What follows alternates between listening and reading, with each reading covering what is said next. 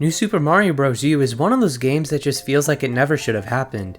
Back in 2012 when it was released, we had already seen New Super Mario Bros. 2 on the 3DS just months prior. But with the Wii U being the first ever system for Nintendo, of course they wanted to launch the console alongside a shiny new HD Mario title. So what did they do? Create an expansive open 3D environment for the players to explore in all of its beautiful HD glory? Well, no. Instead, they went with the choice to release a Wii U right beside a game which looks nearly identical to its Wii predecessor.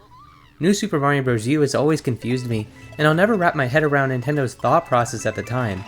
I mean, this really was the best possible opportunity to completely shock the audience with a truly wonderful and innovative title, the likes of which no one could have possibly dreamed of.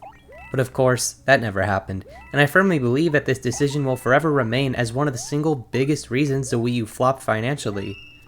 Releasing a console which looks almost exactly like the original Wii, along with a game that looks very similar to one of the most popular games on the Wii, was sure to confuse many people right from the start. It's not hard to see why many thought the Wii U was just an HD upgrade for the system they already had laying around at home. But this isn't a video about the Wii U itself, so let's take a look at New Super Mario Bros. U and see if it's worthy of your time today. So to no one's surprise, the story is the exact same that it's always been, with Bowser kidnapping Peach once again, blah blah blah. There's nothing of importance here, so I'm just going to dive straight into the gameplay itself. For starters, the game immediately gives off a bad impression by throwing us right back into the grassy plains environment, but I suppose that doesn't really matter anymore. The movement is also the exact same as the previous entries, but I never had a problem with it and I think it works well for the levels throughout the game. It just would have been nice to see one or two unique moves that hadn't shown up in any of the other New Super Mario Bros. Games.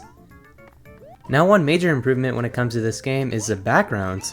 If you really pay attention in each level, you'll notice that rather than just being a dull sky or blurry structure in the distance, there's actually a beautiful backdrop within each stage that's big and open.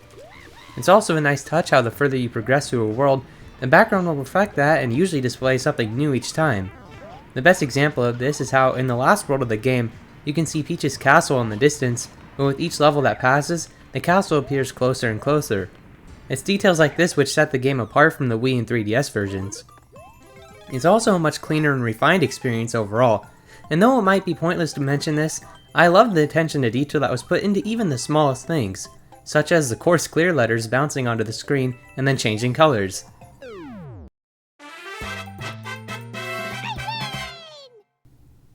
I've always appreciated minute details within video games, as they've always resonated with me in a great way.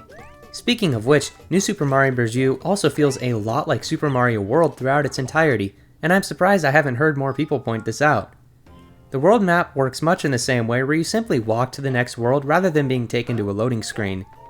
Superstar Road looks very similar to Mario World's rendition of it. The baby Yoshis reappear, although they do function a bit differently, and even the Boos make a bunch of different faces like they did before.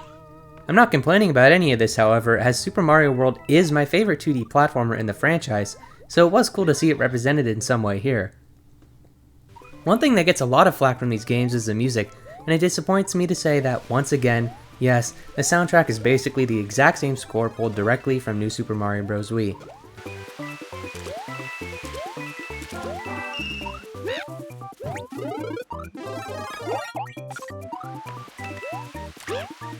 There are a few new tracks thrown in there, but most of the main themes have already been done to death in the previous titles. However, I do like the dynamic shift upon entering a new world, as the music seamlessly transitions into a different version of the main theme in order to better fit its respective environment.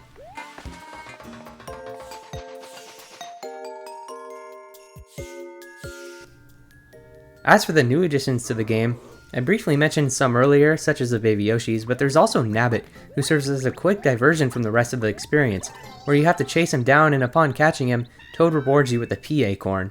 This really is the only new addition to the game, and it's a shame they didn't put in the effort to add more variety and spice things up. As for the baby Yoshis, there's 3 different variants seen throughout the game, the first of which is a pink Yoshi, who's perhaps the most useful one in the game. This guy allows you to float for quite a while, which can become incredibly useful due to the fact that you can actually take the baby Yoshis outside of levels if you complete a stage with one. You encounter the gold one next, which is the most useless of them all. All this guy does is light up dark places and stuns certain enemies if you do a spin jump while holding him. Lastly, there's the blue Yoshi who can turn almost any enemy in the game into bubbles instantly, which is also incredibly handy, especially in tougher levels. All three of these variants can also eat smaller enemies, so overall, they are a great inclusion to the game. The level design itself is also a big step up from the rest of the series. For starters, there's a new power-up, the Super Acorn, which allows you to glide through the level while also providing a quick boost into the air. The levels are aware of this because most of them offer a quick and easy solution to anyone who is skilled enough to hold on to a Super Acorn long enough, whereas if you don't have this power-up, some stages can be genuinely tricky. The design is much more brilliant overall, and tests the player a lot more than any of the previous installments have. Each stage will usually have its own unique gimmick exclusive to that stage, which starts off small and expands upon the idea throughout the rest of the level. This game takes a lot of flack for being too similar to its predecessors, and while I totally agree with all of that, it's hard to at least not give this entry a little credit for its smart design and level progression. Now, while this game may have improved a few things, most of the problems from the other titles are still relevant here, and it's a bummer that Nintendo didn't even attempt to fix or change up some of them. The Koopalings are still the boss fights for each and every world, along with a few Bowser Jr. fights here and there just like before.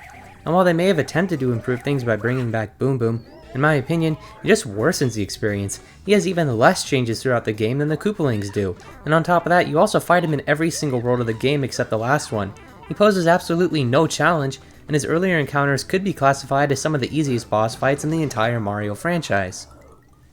And as far as the Koopalings go, overall they are just the exact same as usual, but for some reason Nintendo thought we would all be satisfied if they just changed up the worlds we usually find them in. Like, yep, fighting Roy in the mountain world instead of the desert like usual is totally going to change up the experience. Remember how in the very first new Super Mario Bros. Game way back on the DS, we were given unique bosses to fight throughout every world?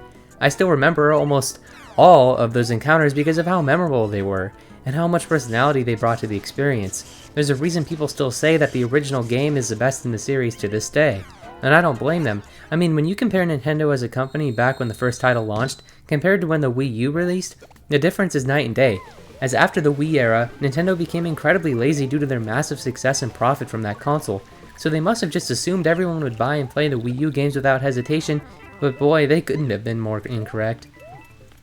Don't get me wrong, I'm one of the few people who actually really loves the Wii U, but that doesn't act as an excuse for the time Nintendo wasted with false promises. But enough about that, how does this game's ending fare when compared to the rest of the entries? Well, in my opinion, not well. Not well at all. This is yet another weak final boss fight, as I just find it to be extremely repetitive and just frustrating overall. I do think it's a cool concept to fly around in Bowser Jr.'s clown car in order to knock Bowser in the head with it, but it's just over too fast and doesn't feel very climactic at all when compared to something like the Wii's final boss. So that's New Super Mario Bros. U. In my opinion, this is one of the most average Mario games in existence, and I don't see that opinion changing anytime soon. This isn't a bad experience by any means, but it just feels like a waste of time when you compare it to the other games in the series. Well, except for New Super Mario Bros. 2, as I think this game is much better than that. But how do you feel about this entry? Opinions on this franchise vary greatly, and I'd love to hear your thoughts. But in the meantime, I hope we all have a wonderful day whenever you're watching this, and I'll see you next time.